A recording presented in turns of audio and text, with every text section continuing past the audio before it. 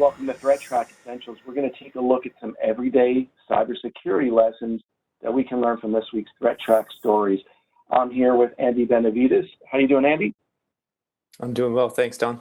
So let's talk about the first story that Ganesh brought to us about a hidden backdoor, secret password that was hidden in some Zyxel products. Tell me about that. Yeah, so Ganeshas Story outlined a company called Zyxel, who specializes in making firewalls, VPN hardware, and some access points like routers and whatnot. And what they had done is actually created a secret user account in some of those devices with the intention on being able to update those devices over the internet without the user's knowledge. And unfortunately, when they were released, security researchers then, like they do, they basically reversed engineered the firmware, took a look at the firmware, and found that account. And they reported it to that company, and that company has then come out and issued a patch to remove that account from that hardware. So is that the advice we can give people, is to apply this patch if you have any of these products? Certainly, I would strongly advise to apply that patch if you do have those products, and I would also maybe look into whether or not anyone has access to that account if you've had those products up and running for the past, however long. Now, Manish told us about Malware Infrastructure, which now is widely and easily available. Tell me the story behind this.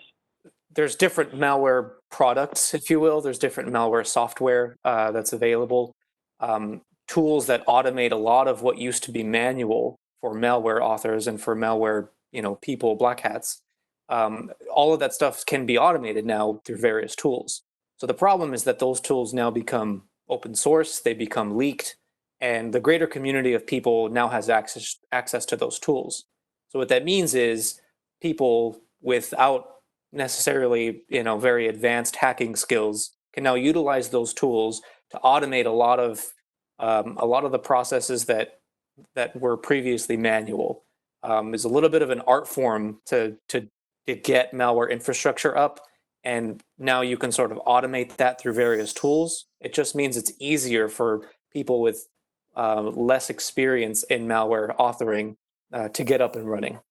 So what does that mean for everybody? How do we protect ourselves against these tools being so easily available? Well, it's tough to say. I think the safest bet here is to continue to be vigilant in understanding that the internet is a dangerous place. You should watch where you're clicking. You should watch where you're entering in information. You should certainly watch what you're downloading and where you're downloading it from. There's a myriad of resources out there on the internet, legitimate resources that explain to you exactly what the major concerns are for the average internet user, and how to address them and how to mitigate those risks. And finally, you brought us a story about a different kind of crypto miner, because this one was discovered on Macs. Tell me about that. Yeah, so Macs can get malware. that's obvious at this point. But there's some Mac cryptocurrency malware that's out in the wild right now. You can get it by getting leaked copies of games like League of Legends or downloading leaked versions of Microsoft Office. And essentially the gist of the story was previously malware that was written using what's called compiled run-only AppleScript was really difficult to reverse engineer or to view the source code of. And security researchers have now made it not so difficult. And so now it's actually going to be possible to take a compiled version of an AppleScript and read what it's actually doing, which hopefully leads to less cryptocurrency malware on Macs, but that might be a little bit too glass half full. We'll see. So this could be some good news for the good guys. Hopefully. Well, thank you for being here, Andy. Thank you all for watching. If you want to get great advice like this each week, please like and subscribe below. And if you want to take a deeper look into any of these stories, click on the playlist below. We'll see you next time.